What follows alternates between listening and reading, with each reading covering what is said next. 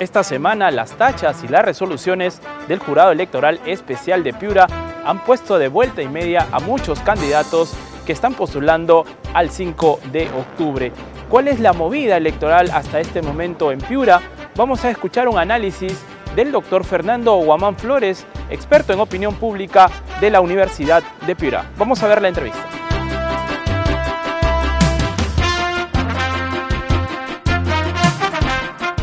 Estamos a un poco más de 2 meses para que ya se realicen las elecciones municipales y regionales en todo el país. Y Piura es una región que no está exenta de todo este movimiento de campaña electoral. Para analizar un poco cómo va este ambiente electoral en nuestra ciudad y en nuestra región, estamos con el doctor Fernando Guamán Flores, profesor de opinión pública de la Universidad de Piura. Profesor Guamán, nuevamente bienvenido a Enfoque Electoral. Muchas gracias, César, por la invitación nuevamente al programa y siempre es un gusto contestar tus preguntas. Bien, profesor, ha habido una semana de tachas, una semana un poco difusa para los candidatos, pues ha habido resoluciones que han ido en contra, quizás de los candidatos más conocidos. ¿Cuál es el análisis que usted hace de este panorama? Mira, el tema de las tachas, de la inhabilitación de las personas para poder postular, es algo que probablemente ponga alegres a los candidatos y a los seguidores de esos candidatos que no han sido tachados. Sin embargo, me parece que hay que tener cuidado porque en política la realidad no funciona como podría funcionar en matemática, ¿no? En la matemática.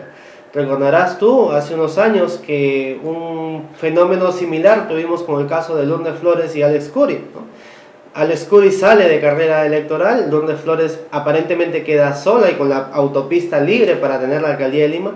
Sin embargo, vimos que el voto de Alex Curi se convirtió en un voto anti Lourdes Flores y se trasladó, oh sorpresa, hacia Susana Villarán.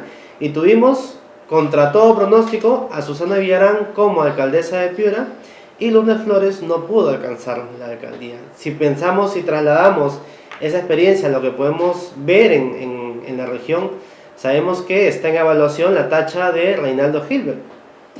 ¿Ese mismo escenario podría pasar acá? Yo creo que podría pasar, porque si uno empieza a analizar la agenda mediática, se da cuenta que, comparando Gilbert y Peralta, que son los dos que van a la cabeza, el voto Gilbert no es un voto que sea trasladable hacia Peralta, ¿no? Por lo tanto, podría ocasionarse, ¿no?, un traslado de votos hacia un candidato que viene detrás. Y creo que no es tan favorable el escenario, sobre todo para el caso de Peralta, si es que esto podría ocurrir, ¿no? Evidentemente, hay que tomar en cuenta que aparecen unos elementos, que son los elementos propios de la campaña que podrían condicionar esto, ¿no? Pero sin tomar en cuenta todavía esos elementos, creo que la disputa entre dos candidatos que van a la cabeza está sumamente clara y si uno de ellos desaparece, el escenario cambia completamente y no es tan racional como decir ya no está mi principal opositor, por lo tanto tengo el camino libre. O sea, digamos que a estas alturas no se podría decir, por ejemplo, ni afirmar que podría haber una segunda vuelta entre un candidato y otro candidato de mayores preferencias por las encuestas publicadas. Lo que pasa es que no lo podemos afirmar porque hay que esperar quiénes son los tachados y quiénes no son tachados, ¿no?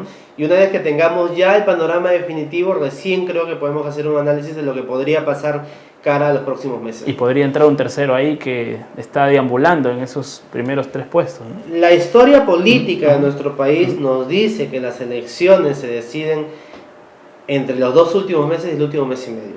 Recuerda tú que la elección presidencial en el mes de enero, ¿no?, tenía a Alejandro Toledo como primero en las encuestas, y esto no pasó en el momento de la elección, los primeros días de abril, ¿no? Ahora, ¿qué análisis le hace usted a la cantidad de candidatos que hay hasta el momento? Sumando provincia y región, pues ya hay más de 50. Es un número bastante elevado y no sabemos si necesitamos tantos candidatos, ¿no? Bien, lo que tú planteas no es algo que sea característica esencial o característica propia de la región Piura. Creo que es una característica ya propia de todo el país, ¿no? Recuerda que con el proceso de descentralización lo que hemos tenido es la explosión de muchos movimientos regionales que intentan representar los intereses de las poblaciones desde el punto de vista de la descentralización, pero esa descentralización no ha ido acompañada con una consolidación de lo que implica la vida partidaria. De hecho, las tachas que se presentan ahora, los principales movimientos que están en carrera hacia la región, son tachas que tienen que ver justamente con cuestionar esa vida política que tiene que existir dentro de los movimientos. Tú revisas y el problema no está en el candidato, sino el problema está en los procedimientos para la elección del candidato. Y cuando uno escarba un poco más, se da cuenta que lo que no hay es justamente actividad partidaria consolidada.